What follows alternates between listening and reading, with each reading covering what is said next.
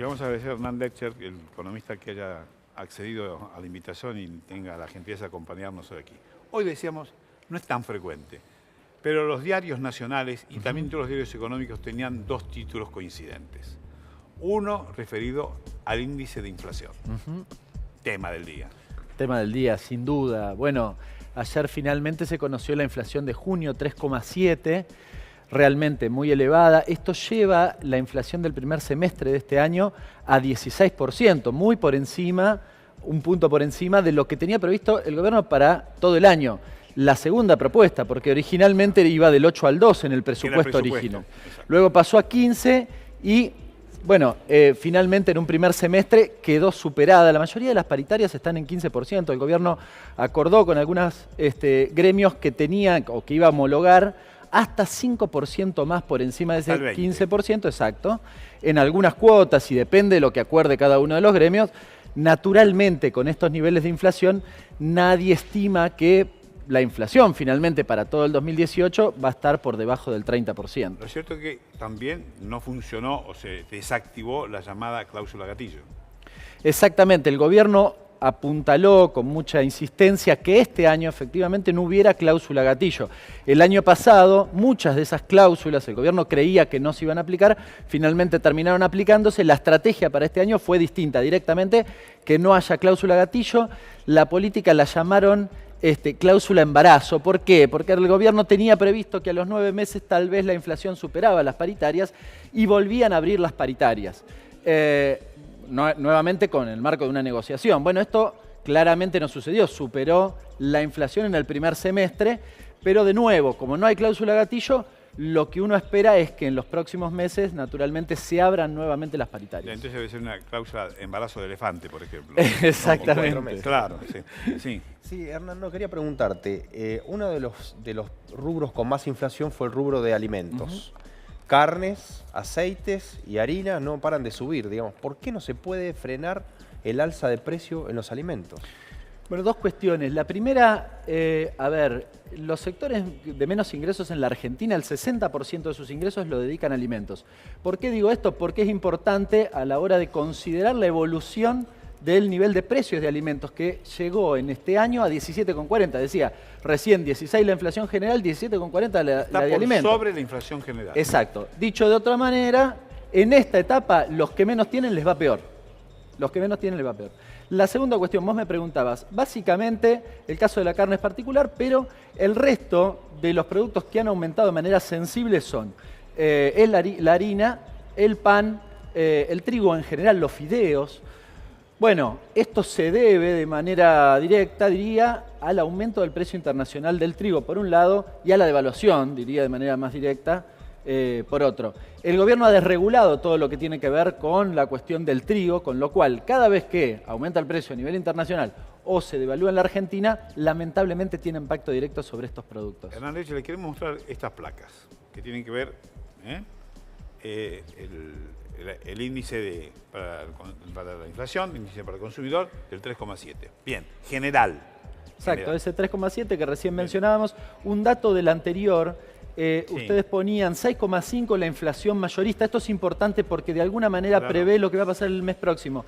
Este mes, o en mayo, la inflación mayorista había sido del 7% y la inflación fue del 3,7. O sea, no va a bajar lamentablemente la inflación probablemente en julio. Esto es un poco lo que anticipa ese dato. Bueno, los alimentos 5,2, el transporte, otro rubro importante, 5,9.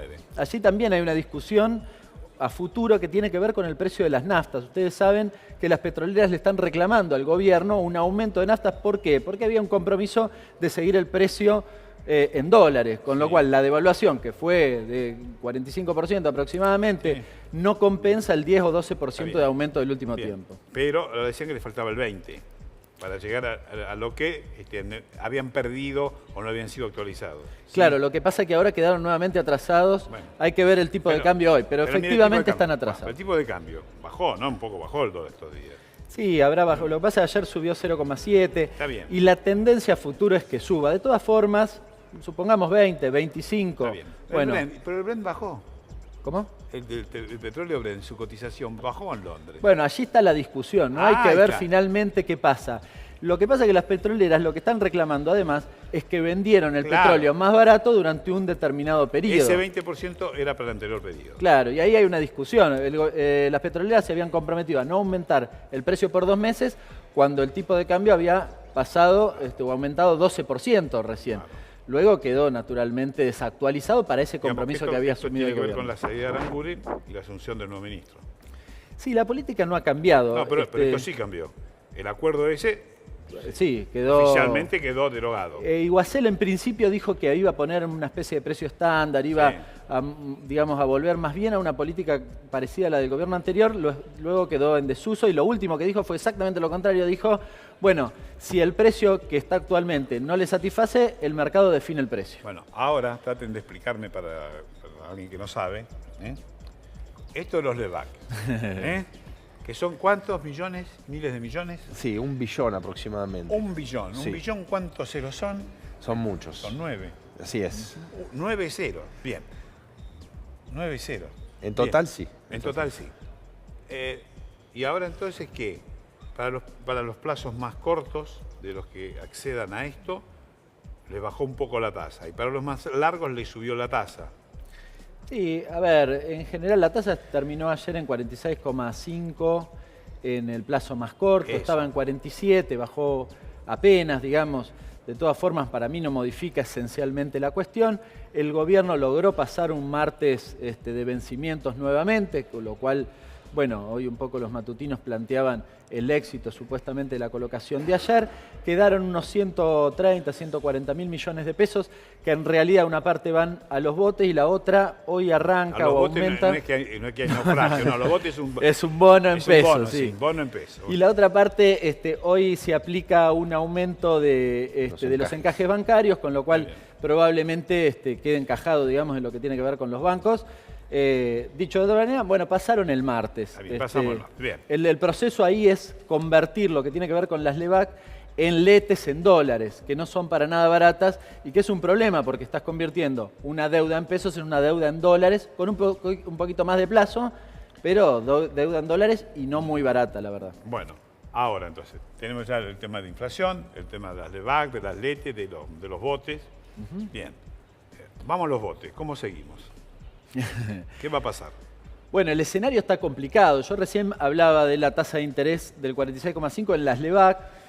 Lo que ha pasado en el último tiempo, diría en los últimos 3 meses desde que arrancó la corrida, es que las políticas que ha aplicado el gobierno para intentar contener el dólar han afectado sensiblemente sobre la evolución del resto de los indicadores de la economía. Diría sobre todo en lo que tiene que ver con la producción. Naturalmente, esos niveles de financiamiento hacen inviable prácticamente la producción y sobre todo han cortado lo que se llama cadena de pago. Es decir, como vos no te podés financiar porque es muy caro, te financiás, digamos, con el proveedor o con el cliente. Entonces le atrasás los pagos y eso genera un enfriamiento de lo que tiene que ver con la economía. Uno podría esperar que en el futuro haya caída del consumo y probablemente de la producción. Los datos hasta ahora no eran muy buenos, ya el consumo venía con cierta caída, me parece que a futuro viene peor aún. Hernán, tenemos tasas cercanas al 50% y un dólar a 28.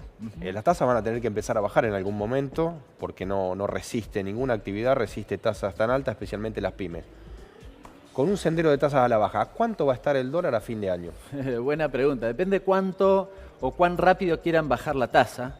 Esta es la discusión y ese es el eje central, porque en realidad cuando yo recién hablaba de la producción, decía, bueno, a ver, ¿cuánto tiempo tardás en bajar en la tasa? Si tardás 15 días no sería un gran problema, ahora si vos tardás 3 meses es un problema Ya serio. estás tardando desde Y mayo. ya estás tardando 3 meses, sí. con lo cual no podés estirarlo mucho más. A mí me da la impresión que estas políticas que aplicó de manera coyuntural el gobierno para contener el dólar, básicamente la tasa de interés, en la medida que la intente bajar, vuelve la presión cambiaria, con lo cual hay tendencia a que vuelva a subir el dólar.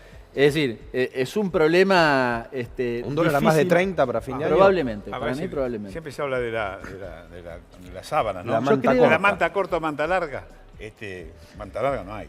Cortita. No, la No, cortita. a ver, el gobierno está subastando los 7.500 millones de dólares del fondo. Sí. Lleva gastados 2.200 aproximadamente. Es decir, dentro de 2 meses, con esta Ritmo. progresión, se te acabó esa plata. Claro.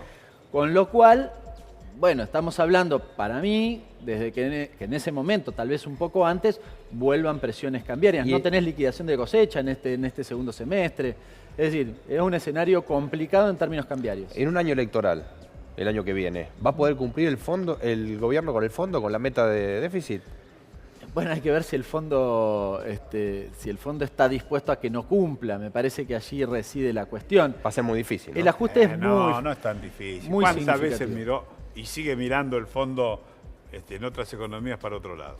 Puede ser, hay que ver qué se prioriza o qué se prioriza desde el fondo. Yo creo que el gobierno va a querer, digamos, no incumplir en sí el compromiso, pero la verdad que el ajuste es de arriba de 250 millones de pesos, no es 1.000 millones. poca plata, con lo cual, además, de nuevo, vos no podés, no es un Excel que recortás partidas y todo lo demás sigue funcionando igual. No Cuando va vos copy haces- pega. No, exacto. Cuando vos recortás eso, te impacta lo que decía recién. Sobre el resto de las variables, básicamente te va a caer el consumo, ¿no? Adrián Lexter, muchas gracias. Un placer. Vamos ahora a el acto que se va a celebrar en minutos más